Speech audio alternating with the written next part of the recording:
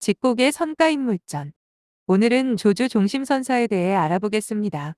조주 종심선사는 선이 번성하던 당나라 말 임재의현 선사와 더불어 중국 북방에서 가장 큰 역할을 한 선객이었다.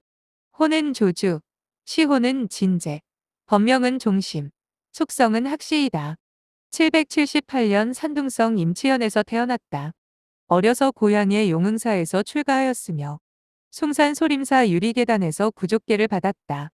안우성 귀지현 남전산에 남전보원 선사의 문화에 입문하여 법을 이었다. 이후 지방을 순례하며 여러 고승대덕을 찾아다녔다.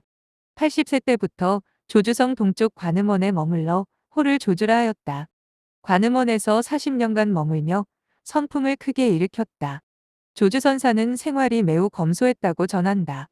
가사는 낡아 형체뿐이고 좌선하는 의자는 다리 하나가 부러져 타다 남은 나무를 끈으로 묶어 사용했다.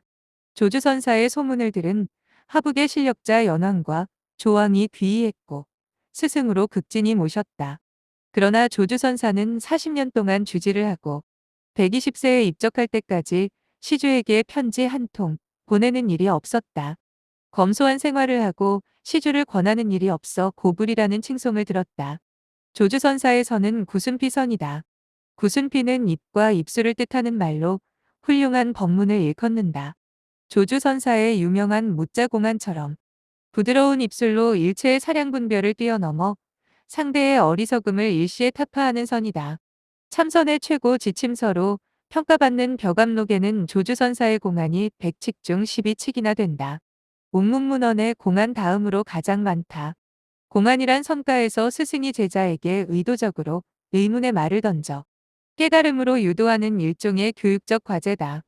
지식이나 상식으로는 해결할 수 없고 직접 참고하여야 알 수 있는 화두다. 공안은 유명한 조사들의 전기나 어록에서 발췌한다. 조주선사는 선법을 지도하는 방법이 워낙 탁월해 천하조주, 조주고불로 불리었다. 우리가 잘 알고 있는 무자화두, 정전백수자, 끽다거, 만법기일 일기하처 등 조주선사의 공안은 셀 수 없을 정도로 많다. 14세 때 삼위의 신분으로 남전보원 선사를 찾아가 제자가 될 때의 일화이다.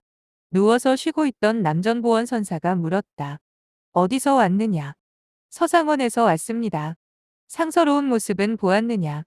상서로운 모습은 보지 못했습니다만 누워 계신 열에는 봅니다. 남전선사는 조주가 보통이 아님을 알고 내심 놀라며 다시 물었다. 너는 스승이 있는 삼이냐? 스승이 없는 삼이냐? 스승이 있는 삼이입니다. 누가 스승이냐? 이때 조주는 자리에서 일어나 남전에게 절하며 말했다. 정월이라 아직도 날씨가 찹니다. 스승님께서는 존체를 보존하소서. 남전선사는 조주의 그릇을 알아보고 제자가 되는 것을 허락했다. 남전선사와의 또 다른 일화이다. 조주선사가 남전선사에게 물었다. 어떤 것이 도입니까? 평상시에 마음이 도이다. 닦아 나아가야 합니까? 무엇이든 하려 들면 어긋나 버린다. 하려고 하지 않으면 어떻게 이도를 알겠습니까? 도는 알고 모르고에 속하지 않는다. 안다는 것은 헛된 지각이고 모른다는 것은 아무런 지각도 없는 것이다. 만약 의심할 것 없는 도를 진정으로 통달한다면 허공같이 툭 트여서 넓을 것이니 어찌 애써 시비를 따지겠는가. 조주선사는 이 말 끝에 깊은 뜻을 단박에 닫고 마음이 달처럼 환해졌다. 이때의 조주선사의 오도송을 들어보자. 봄에는 아름다운 백화가 만발하고 가을에는 밝은 달이 온천지를 비추도다. 여름에는 서늘한 바람이 불어오고 겨울에는 아름다운 흰눈이 날리도다. 쓸데없는 생각만 마음에 두지 않으면 이것이 바로 호시절이라네. 조주선사는 남전선사의 문화에서 30년간 스승의 가르침을 받은 후 80여 세까지 제방을 편력했다. 조주선사가 행각한 지역은 산동, 하북, 강서, 호남, 호북, 절강, 안위 등 7개 성에 이르렀다. 행각하는 동안 만난 선지식은 선종의 주류였던 남학, 청원계를 비롯하여 신수의 북종계 선사까지 포함되어 있었다. 가르침을 줄 수 있는 스승이라면 종파에 구애받지 않았다. 조주선사가 항상 입버릇처럼 얘기했던 다음 이야기에서 그 뜻을 확인할 수 있다. 7살 먹은 어린아이라도 나보다 나은 이는 내가 그에게 물을 것이요. 100살 먹은 노인이라도 나보다 못한 이는 내가 그를 가르치리라. 어느 날 한 스님이 조주선사에게 물었다. 걔도 불성이 있습니까? 있다. 있다면 왜 가죽부대 속에 들어 있습니까?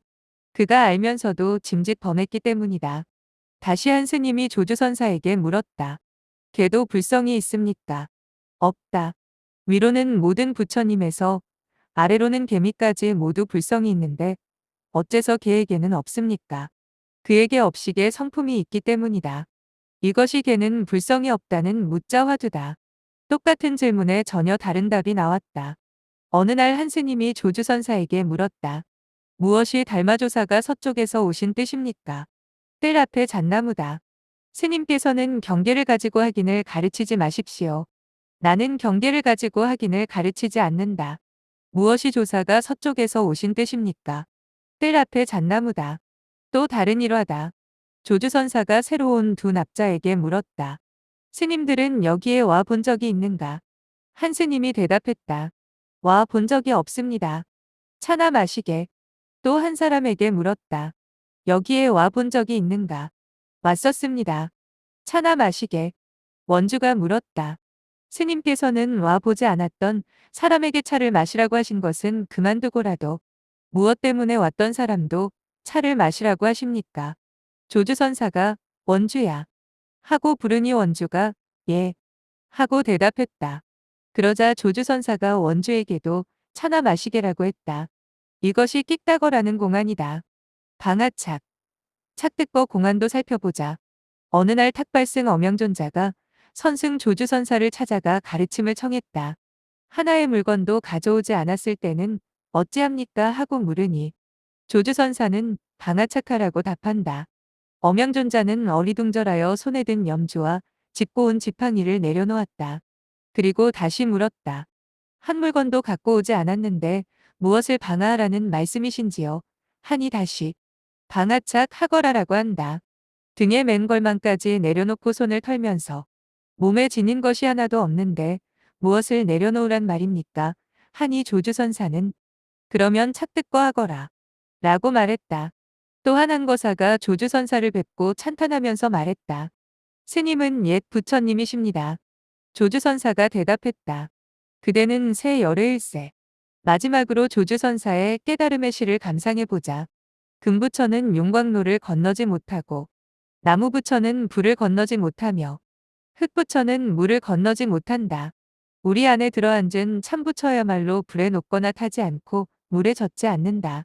고리, 열반, 진여, 불성 등은 모두 몸에 걸치는 옷으로서 그 또한 번뇌라고도 한다.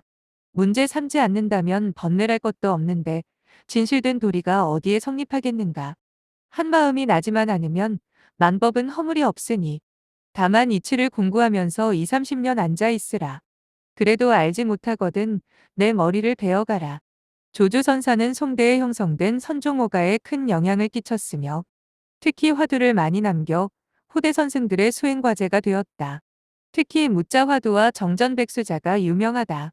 조주 진제선사 어록병행장, 경덕전등록, 조당집, 속고승전 등의 생애와 일화가 전한다. 897년 120세로 입적하였으며 제자들에게 사리를 죽지 말 것을 유언으로 남겼다.